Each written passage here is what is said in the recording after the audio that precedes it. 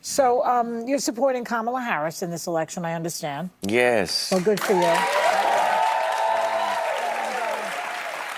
After the assault on the old guy last night, do you feel sorry for him or at all?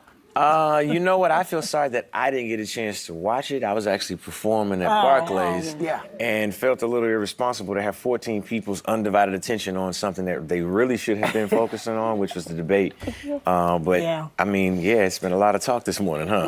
But you know, Taylor Swift has now endorsed Kamala Harris. Yes. And she was I thought, very smart the way she did it. It was like, you do your research and you decide for yourselves, but a single cat woman, as she points to, I am voting for Kamala. Do you think, I always say that in this emergency that we're in, I think that behooves artists to come out and speak for Kamala against Donald Trump, because he is an existential threat to the country. What do you say to that? You know what?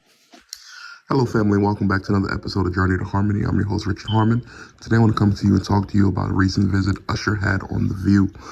So Usher is currently promoting his new album. He is, recently engaged or married, and he decided to go on kind of a tour to promote and to drive up excitement around his new project. So while he was on The View, they had about a 10-minute segment all together. While there, he spoke about different things, and then at the end of the particular interview, Joy here asked him questions about who is he voting for. And it's interesting how the Democratic Party, those who are supporting them, they're looking for ways on forcing people to vote a certain way. So here they tell Usher, they're asking, like, who are you voting for? Taylor Swift has voted for this way. I think you should go ahead and tell people to do the same. And Usher, with really great, pizzazz, and he's very eloquent, and he says, I think that is best for everyone to kind of make their own decision, figure out what they want to do, and to go from there, but they were not happy with this decision. Let me go ahead and play you a video, watch a little bit of this, come back and talk about it. If your first time joining, please hit that like button, consider subscribing to the channel, and here we go. But I don't get too deep into politics. I didn't get a chance to watch the debate last night. I obviously have been watching like everybody else. I think voting is an individual choice. And I think that you're right. You have to look at the reality of the country that we are and the country that we want to be, and find the candidate that you feel both are who fits the category of where we want to be. And that's it. And that's what you vote based off of. Who you highlight and how you choose to highlight it on whatever platform you have is your prerogative. Yes. Yeah. Beautiful. That's the way. Because really, everybody is not built to do that. Yes. Everybody is not built to do it. And all you can do is hope that the people you revere have good sense, and they're going to be doing the same thing. But what they do has nothing to do with what you do. That's right. Okay? This is yours. Voting is an individual process. That's right. Yes. This is our election to win or to lose. Don't forget that. Before we leave, ladies, let's throw one stack. As we will be enjoying a date night for the weekend. Okay. Residency, the Rendezvous is officially in AMC Theater. All right, family, so there it is. You have it once again. So Usher comes out there and he explains that every single person has their right to make a decision on what is it that they believe, who it is that they will vote for, and what is it that they think aligns with their principles and with their beliefs.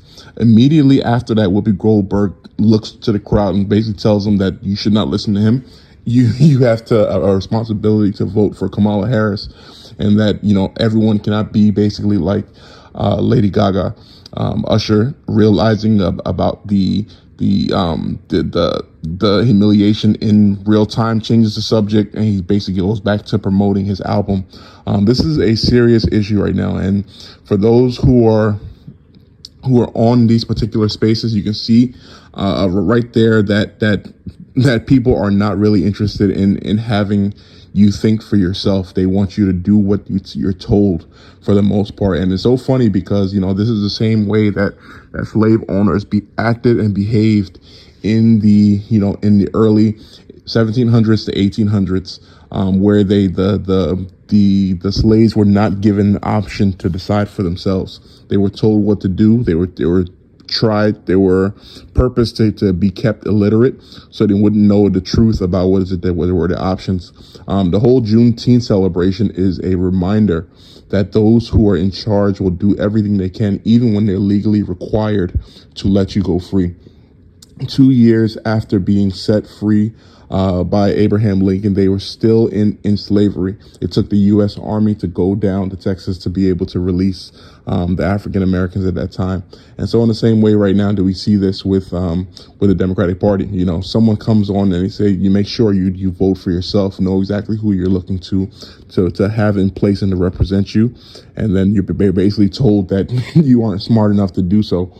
You know, not everyone is capable of doing that. So, yeah, this is a interesting time right now. And for those who are taking this lightly, this is just a hint. You know, if Kamala Harris gets in there, that's potentially 8 years of this, 12 years in total between herself and Joe Biden. And that will be something likely that the country will not be able to recover from. You look at that in California, you look in New York. These are places that are wastelands for the most part. As people are running away from these areas and trying to find new refuge in different places. What are your thoughts on this? Please comment below. Like, share, and subscribe. Thank you so much for joining. Have a good day.